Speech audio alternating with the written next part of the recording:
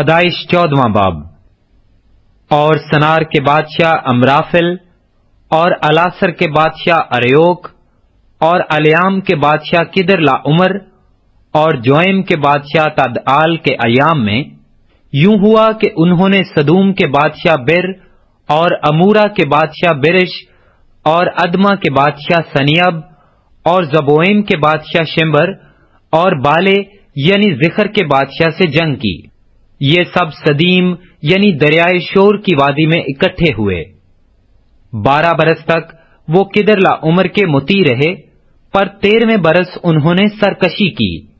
اور 14ویں برس کدرلا عمر اور اس کے ساتھ کے بادشاہ آئے، اور رفائم کے استرات کرنیم اور زوزیوں کو ہام میں اور امیم کے سوئے کریتم میں اور ہوریوں کو ان کے کوہ شیر میں مارتے مارتے الفاران تک جو بیابان سے لگا ہوا ہے آئے۔ پھر وہ لوٹ کر عین مسافات یعنی کادس پہنچے اور املیکیوں کے تمام ملک کو اور اموریوں کو جو حسیسون تمر میں رہتے تھے مارا۔ تب سدوم کا بادشاہ اور امورا کا بادشاہ اور ادما کا بادشاہ اور سبوئم کا بادشاہ اور بالے یعنی زخر کا بادشاہ نکلے، اور انہوں نے سدیم کی وادی میں مارکا ارائی کی، تاکہ الیام کے بادشاہ کدرلا عمر اور جوئم کے بادشاہ تدعال اور سنار کے بادشاہ امرافل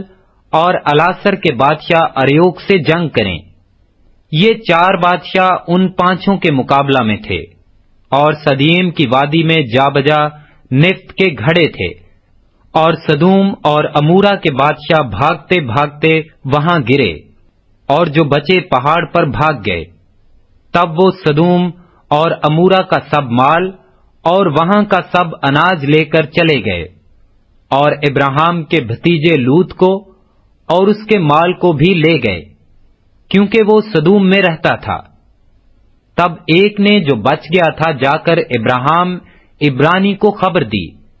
جو اسکال اور انیر کے بھائی ممرے اموری کے بلوتوں میں رہتا تھا،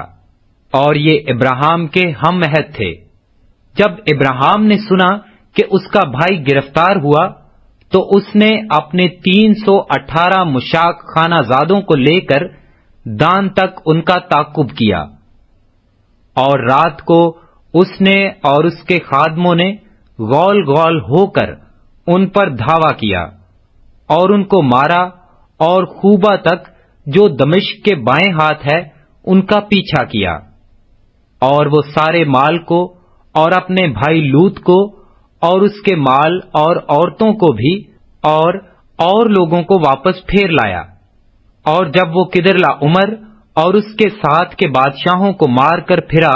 تو سدوم کا بادشاہ اس کے استقبال کو سوئی کی وادی تک جو بادشاہی وادی ہے آیا،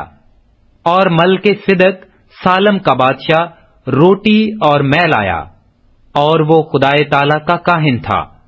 اور اس نے اس کو برکت دے کر کہا کہ خدائے تعالیٰ کی طرف سے جو آسمان اور زمین کا مالک ہے ابراہیم مبارک ہو، اور مبارک ہے خدائے تعالیٰ جس نے تیرے دشمنوں کو تیرے ہاتھ میں کر دیا۔ تب ابراہیم نے سب کا 10واں حصہ اس کو دیا۔ اور سدوم کے بادشاہ نے ابراہیم سے کہا کہ آدمیوں کو مجھے دے دے اور مال اپنے لیے رکھ لے، پر ابراہیم نے سدوم کے بادشاہ سے کہا کہ میں نے خداوند خدائے تعالیٰ آسمان اور زمین کے مالک کی قسم کھائی ہے کہ میں نہ تو کوئی دھاگا، نہ جوتی کا تسمہ، نہ تیری اور کوئی چیز لوں،